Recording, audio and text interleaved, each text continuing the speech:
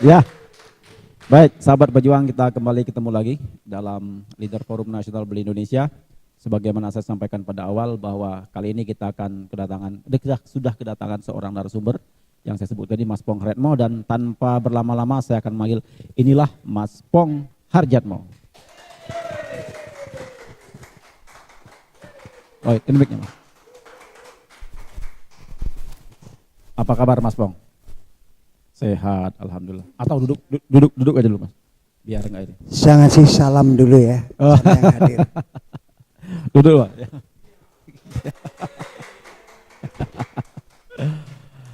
Ya, sahabat, inilah Mas Pong Hardjatmo. Mas Pong, ini acara kita ini. Mungkin Mas Pong baru kali ini ke sini. Yang saya lihat, Mas Pong tadi pertama langsung lihat. Oh, ini luar biasa. Tapi kemudian ini artinya adalah studio perjuangan. Itu kata beliau. Jadi memang ini kita adakan 2 minggu sekali, Mas Pong. Sebagai cara kita untuk hadir di semua teman-teman kita di seluruh tanah air, sehingga dengan demikian tidak perlu kita hadir dalam suatu tempat, tapi teknologi menyatukan kita sehingga memudahkan kita untuk berkomunikasi, menyampaikan ide, saling berbagi saran, berbagi ilmu, berbagi gagasan untuk memperbaiki kualitas hidup, kehidupan bisnis, kehidupan pribadi, maupun kehidupan kita dalam berbangsa dan bernegara. Intinya ke situ. Siap. Ya. Tadi saya dengar kok disebut-sebut ini ya, dibocorin. Wah, ini studio perjuangan. Memang saya baru sekali ini kemari. Biasanya di studio-studio yang sudah berkibar lama. Jadi begitu datang, Mas Pong make up dulu. Mas Pong pakai ini ya, jas ini ya. Ya. Jadi sesuaikan dengan acaranya. Nah, di sini saya lihat cermin aja kok nggak ada. Makanya pantas kalau kita sebut ini studio perjuangan. Iya. Nanti kalau memang kita kan nggak tahu kapan selesainya berjuang di bangsa. Iya. Ya, Bang, hidupnya itu katanya perjuangan, Mas Pong. Jadi kapan kita menikmati perjuangan, mungkin tidak bisa kita nikmati selama kita tidak menikmati perjuangan itu sendiri. Ya, Mas Pong ini kan dikenal sebagai seorang bintang film dulu, Mas ya. Bintang film yang saya tahu beliau ini dulu lah pada zaman Rano Karno, ya kan. Kita sering gregetan kalau beliau tampil dulunya itu. Karena seluruh antagonisnya Yesi Gusman sama Rano Karno ketika Cinta-Cinta dari SMA. Nah, bagi yang memahami film ini, kita sudah tahu umurnya berapa kira-kira. Ya, paling tidak 40 tahun ke atas. Itu memang itu pilihan. Dari sebutan dulu. Awalnya kalau baru main film pasti disebut bintang film. Nanti kalau sudah berhasil mendapat predikat atau menyabet sebuah piala atau beberapa piala, sebutan itu meningkat menjadi aktor. Tapi saya belum pernah nyabet piala. Kemudian kalau pengabdiannya udah kelihatan betul berpuluh-puluh tahun dan usianya juga bertambah. Oh, ini aktor masa lalu atau disebut aktor gaib. Pernah dapat julukan aktor gaib. Terus karena pengabdiannya ke seni peran banyak punya nilai tambahnya, kemudian bergerak di bidang sosial, bergerak di bidang yang lain-lain, ikut membantu ceramah mengenai narkoba, ikut membantu bencana alam, itu langsung ada predikat lagi. Oh, ini aktor peduli.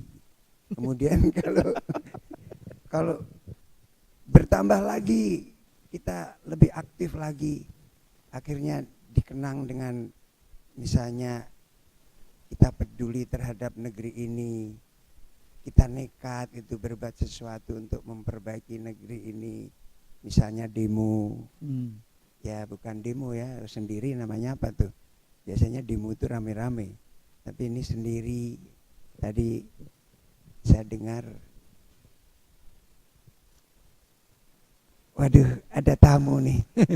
Tamu yang saya kagumi juga. Pak Happy, selamat datang Pak Happy.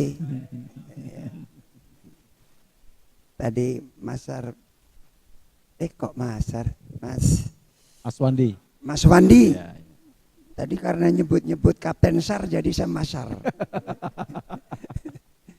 Mas Wandi nyebut saya manjat gedung DPR. Terus ada lagi beberapa aksi yang sampai digelandang oleh keamanan. Kemudian orang menyebut, wah ini aktor legendaris. Jadi ya saya sih cukup dengan sebutan, oh ini salah satu manusia Indonesia yang cinta terhadap seni peran dan punya jiwa nasionalisme. Kalau pilihan seniman itu sebenarnya memang pilihan sadar atau kecelakaan dalam tanda petik. Artinya kadang-kadang kan orang menekuni profesi semacam aktor itu kan bukan pilihan sadar, tapi kadang-kadang kecebur tanpa sadar kok tiba-tiba saya masuk dalam dunia ini. Kalau Mas Pong dulu prosesnya gimana? Iya, waktu kecil kan kita cita-cita kita suka berubah ya. Pernah pengen jadi penerbang tapi pesawat tempur. Pernah kagum dengan dalang karena dalang kok pengetahuannya luas banget ya. Dia menguasai karakter wayang satu kotak, kemudian menguasai ekspresi wayang satu kotak, dan hafal itu cerita-cerita, semua jenis cerita wayang. Kemudian tahan duduk bersila semalam suntuk, kemudian hafal dengan gending-gending di mana ini masuknya untuk adegan mana. Jadi saya kagum. Yang terakhir, karena saya senang melihat film apa saja, terutama dulu kan yang santer film Hollywood. Jadi ya saya suka tokoh-tokoh hero, baik itu hero yang fantasi maupun hero yang koboi yang memang karakternya membela kebenaran dan menegakkan kebenaran. Akhirnya saya ingin meniru mereka. Mudah-mudahan aku bisa jadi salah satu tokoh yang diherokan. Tapi ternyata impian saya meleset. Saya malah yang sering diberi peran adalah peran antagonis. Jadi malah penjahatnya, bukan jagoannya. Oke. Jadi tadi Mas Pong mengatakan ada bintang film, setelah itu aktor kawakan, aktor gaek, aktor legendaris. Kalau Mas Pong itu masuk yang mana sebenarnya kalau sekarang? Aktor gaek atau legendaris? Ya, aktor apa ya? Ya, seenaknya yang mau nyebut aja. Buat saya sih suka-suka lah. Ya. Mereka enak, saya juga nggak tersinggung dibilang aktor gaek. Memang udah gaek. Ya, umur beliau 72 tahun ya. Umur 70 tahun ya. Iya, kemarin September. Jadi sekarang tahun ini udah mulai berjalan 73. 73 luar biasa, masih sehat. Baik, Mas Pong, apakah kemudian perjalanan Mas Pong melihat hero gitu kan, senang dengan kepahlawanan itu yang menempa nasionalisme, kemudian membuat Mas Pong tuh nekat manjat DPR itu? Karena heroisme itu atau gimana sebenarnya itu? Karena banyak juga bintang film tidak seperti Mas Pong, tidak peduli dengan situasi politik seperti itu. Iya, karena namanya saja ditulis besar-besar ya, dan hurufnya juga dipilih dengan logam yang mahal. DPR, Dewan Perwakilan Rakyat. Ya hendaknya ya mewakili rakyat betul. Jangan hanya mewakili golongannya atau pribadi. Jadi predikat yang nempel itu harusnya disesuaikan. Ini ternyata yang duduk di situ mendengarkan suara rakyat saja tidak, melihat banyak kurang kesejahteraan rakyat, baik pendidikan, baik yang lain-lainnya lah. Itu dari dulu hanya sebagai batas dibicarakan, tapi belum pernah kok terrealisasi. Nah, ini udah berubah. Contohnya ya seperti banjir di Jakarta. Dari mulai gubernur siapa, bicaranya sama kok. Tapi solusinya kan enggak. Kemacetan juga begitu, dari kapan.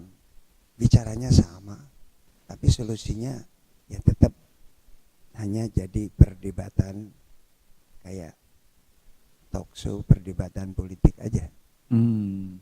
Nah, yang saya maksud sikap itu muncul apakah Mas sudah tertempa sejak kecil ya, karena Mas Pong misalnya menyenangi dalang, kemudian menyenangi tokoh-tokoh hero gitu kan, bintang film Hollywood, apakah yang fantasi maupun yang ala koboi itu, itukah kemudian, atau ada pendidikan atau proses lain kan dalam kehidupan Mas Pong sebelumnya yang membentuk jiwa itu, jiwa nasionalisme itu, yang menurut Mas Pong?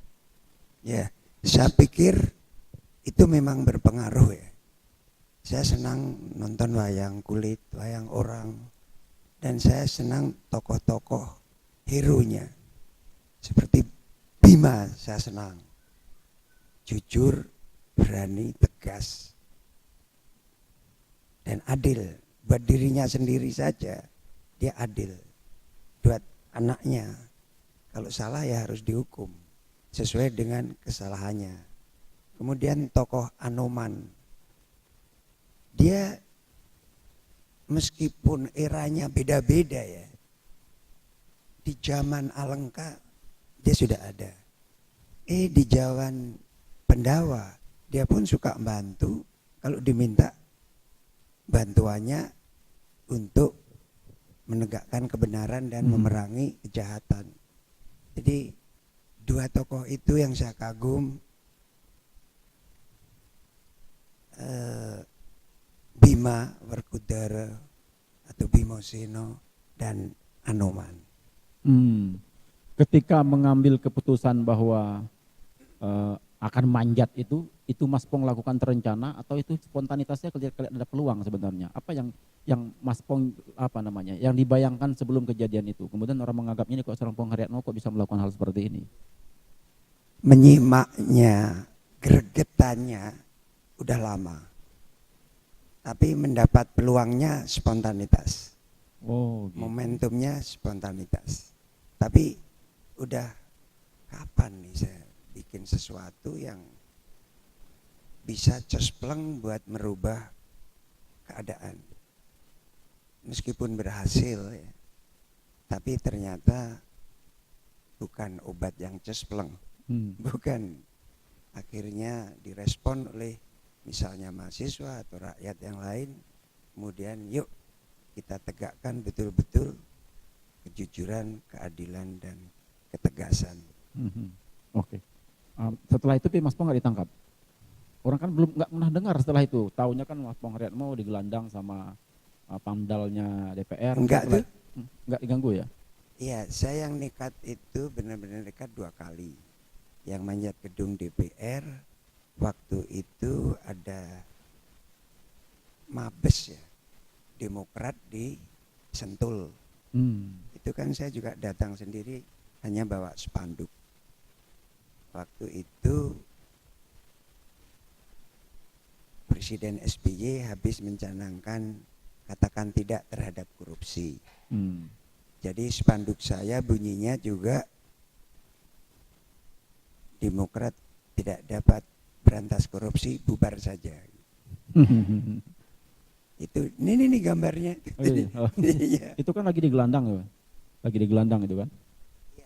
Kalau itu yang di Sentul itu. Oh, di Sentul ini malah. Oh, itu Satpam. Kalau yang enggak, saya ke DPR itu 2 kali, Sentul sekali. Ke KPK enggak kehitung, enggak tahu berapa kali. Depan istana sekali. Waktu gas yang 3 kilo meledak itu. Itu kan teroris kecil-kecilan lewat gas. Ya, kalau orang biasa itu melakukan seperti itu sudah ditangkap itu Mas.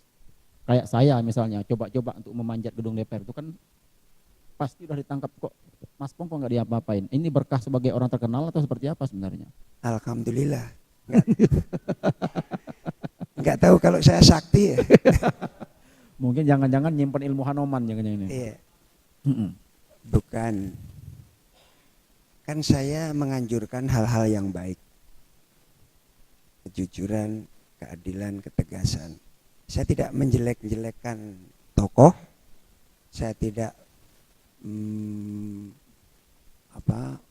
menghajar partai, nggak ada. Jadi tuduhan apa? Undang-undang mana atau peraturan mana kalau orang atau seseorang menganjurkan kejujuran, keadilan dan ketegasan itu ditangkap? Saya rasa yang nangkep kurang waras tuh. Tapi kan itu bisa. Tapi saya hanya diperingatkan. Jadi memang saya diminta bikin pernyataan di depan gedung DPR itu ada pos polisi. Ya. Waktu itu pas hari Jumat. Jadi momentumnya juga saya ambil Jumat karena banyak pengamanan dalam pada Jumatan. Ya saya lihat di gedung DPR itu tiap bulan Juli itu dikapur ulang atau dicat ulang untuk memperingati 17 Agustus. Itu tangga di belakang belum diturunkan, masih dipasang.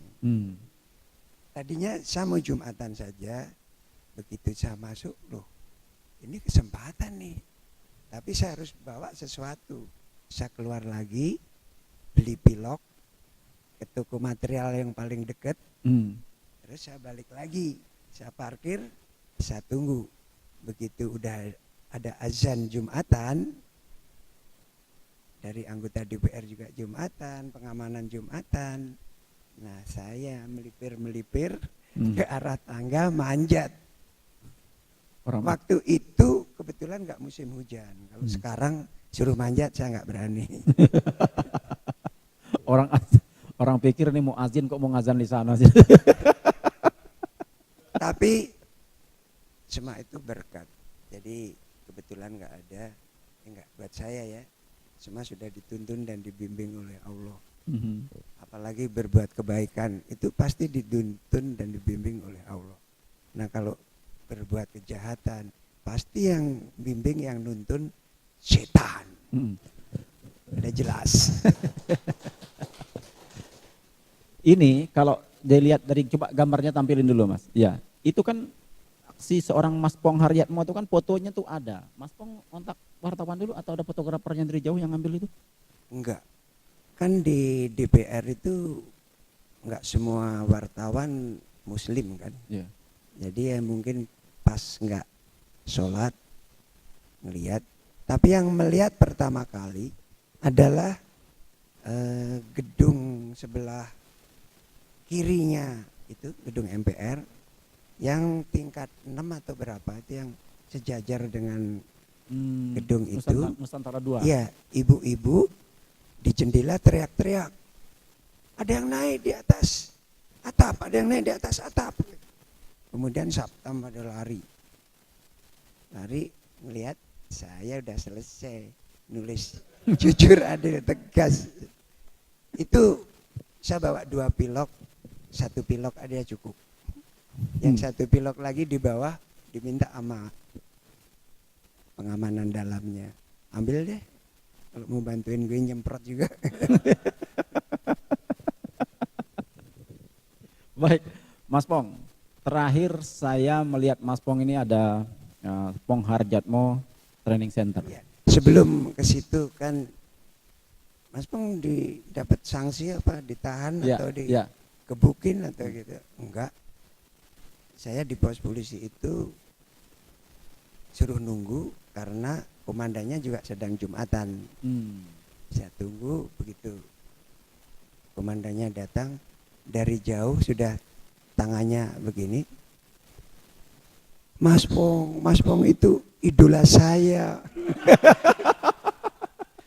Saya harus bagaimana gitu kan? Kalau saya tidak berbuat sesuatu, saya ditegur oleh atasan.